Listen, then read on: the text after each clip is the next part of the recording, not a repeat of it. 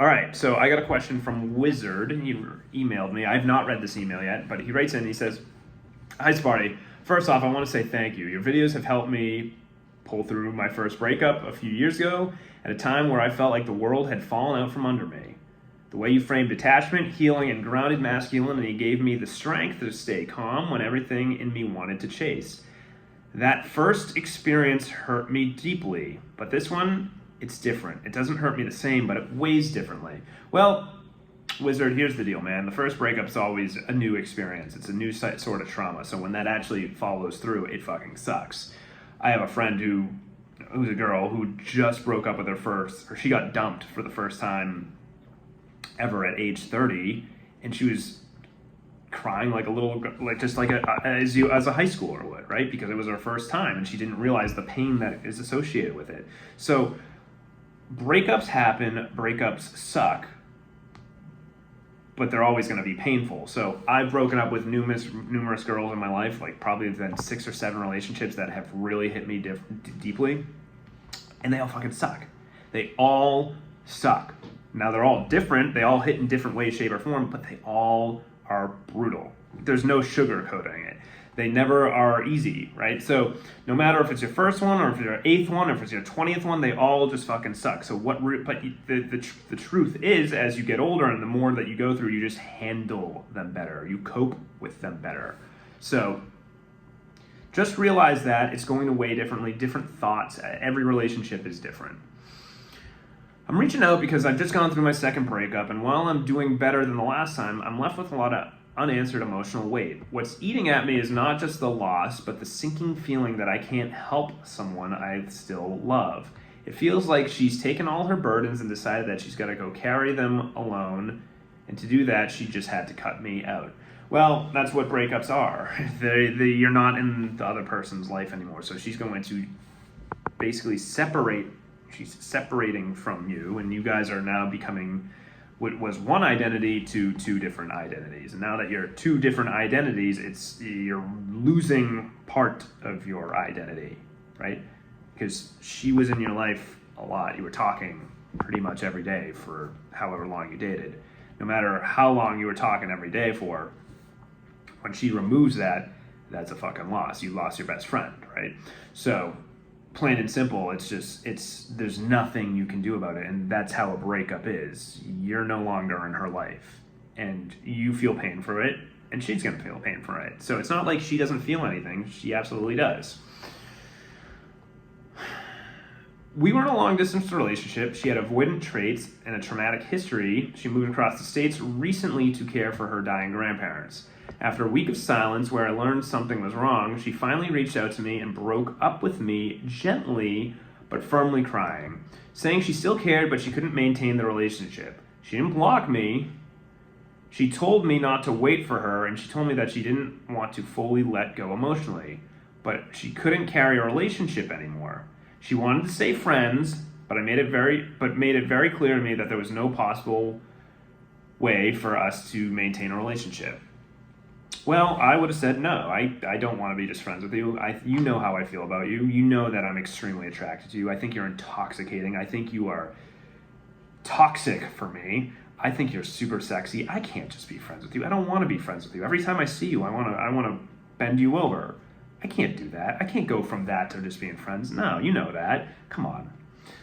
Just get in touch with me when you miss me, and we'll talk, right? So that's how I would have handled it. I would absolutely say no to friendship, because if you say yes to friendship, she's not going to respect you. And a lot of dudes say yes to friendship because it's easier for them to move on. And you know what else it does? It makes it easier for the girl to move on. So if you say yes to friendship, you're kind of giving her an out. She's just going to friend zone you, and she might say hi to you or whatever, but then she's going to start fucking someone else.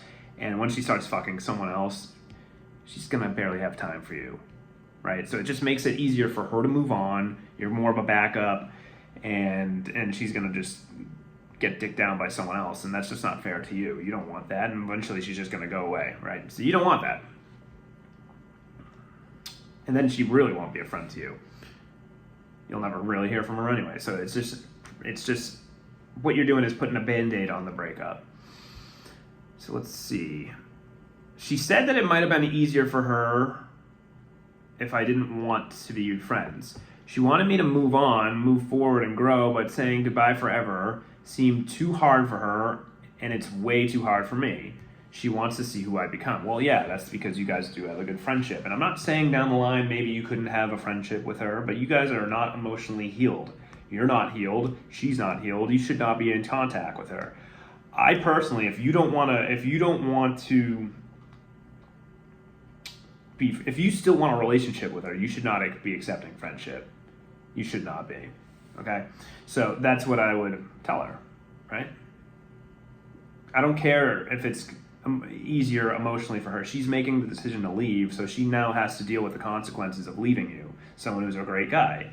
And if you're friends with her, it's not going to make it any easier for her. It's just going to make it easier for, like I said, to move on and find someone else. You don't want that, especially if you're emotionally tied to her. You got to separate, and she's got to feel your loss. Let's see. She didn't let me know any of this. I'm sorry, I skipped a paragraph. A few days after that, one of her grandparents passed away, and she needed to call again to let me know that she was moving back. Her grandma would be moving in with her and her parents, and she would take care of them. But now she wants to do something entirely for herself and travel on her own. She's currently in college and is studying to become a physical therapist. She told me that if she didn't look after her grandparents, she wouldn't be able to live with herself. She said she has done this for her until they passed away. Okay, so basically when she's saying she's moving home, I would say, well, great, you're moving home. It's great. I'd love to see you. I'd love to hang out with you. Let's catch up when you're home. Come over. That's what I would do. I wouldn't be venting to her about her grandparents, right? Yes, it's sad. It's sad that they died, and I know she wants to be with them. I totally get it, but like she should be coming over to you, right? That's how it should be going down. She didn't let me know any of this. This was all dropped on me out of nowhere, and I guess it's because she felt like she couldn't say no to me, or she was scared at how I'd react. It's clear to me she struggles hard to open up emotionally. I'm just left with still wanting to help her. Well, this is not your job. You're not in a relationship with her. And if she's calling you to talk about her grandparents, I would assume that she wants to talk to you emotionally and she misses you, right? And at that point, you say, hey, listen, I'm busy, but when you're home, fucking, we'll talk about it. Come through and we'll chat. That's how I do it. I wouldn't be chatting on the phone. I haven't chased, I haven't begged or lashed out. I panicked a few days before she ended things, but I've gone radio silent, no contact, and I've been focused on rebuilding my center. It still kills me to think that she's suffering in silence and I can't be there to support her anymore. Even though the instinct is to try, I know I can't fix her, can't hold the relationship together by myself, and can't force a connection. Correct.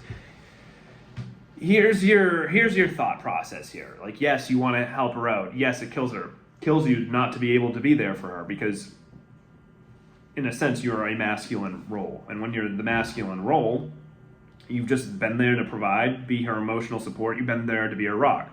Well, the reality is she broke up with you and you are not that anymore. So she now has to weigh the weight of you not being there in her life anymore. That's just how it is. So again, this is going to help you out more than anything. You're not there to help out anymore.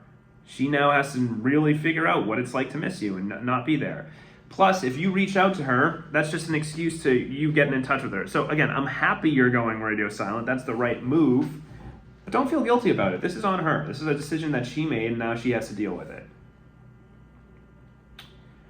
I guess I'm looking for clarity or maybe reassurance that letting go with grace is still the right move, even though love still lives in me. I just want to do this the right way, the grounded way, not the reactive, wounded way I see so many people do. You've been a voice of reason in the past. If you have any insights on a situation like this, especially when it's not about drama, but the detachment from someone still deeply loved, I'd be grateful. Well, here's the deal, bro. She broke up with you, and if you want to get back with her, then I would not be reaching out to her. The other thing is, too, you want to help her out as a way to show her that you're the fucking man, that you're going to help out, and this is more so you not pulling back. She needs to see that you're physically gone and emotionally gone. That's the only way that she's going to start to miss you. If you're there, no matter what, you start to turn into the friend zone guy. Do you want to be the friend zone guy? I wouldn't.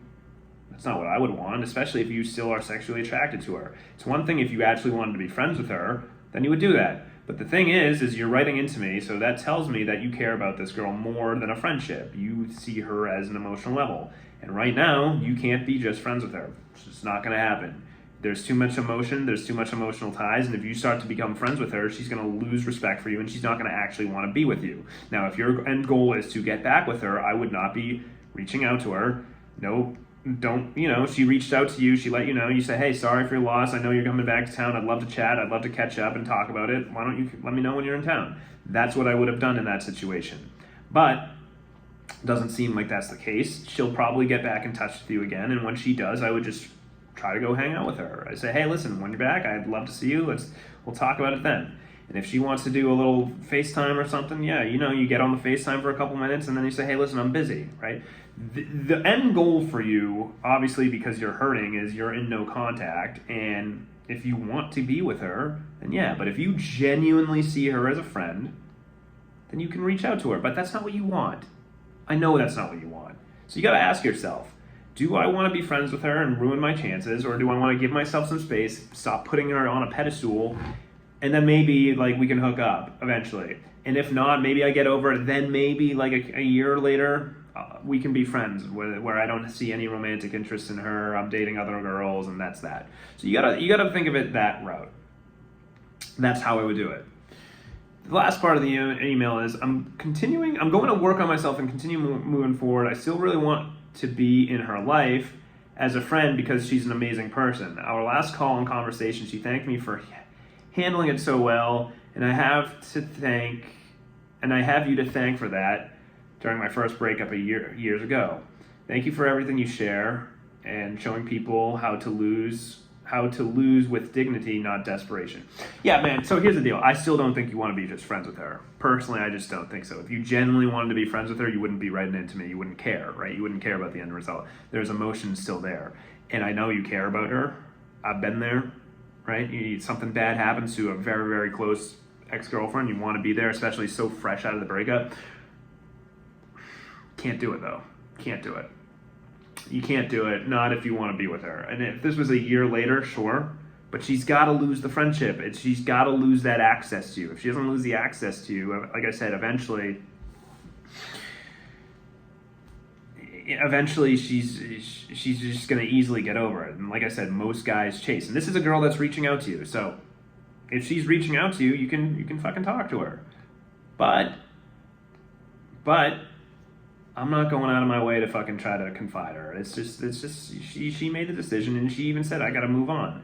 So if she's got to move on, you got to back off, and that's cool. And let her hit you up when she wants, right? So that's what I would do. That's how I'd handle it. Hope this helps, and just don't chase, man. Just don't chase. Continue to do what you're doing. She's gonna get more in touch with you. So hope that helps, and I will talk to you all later. Peace.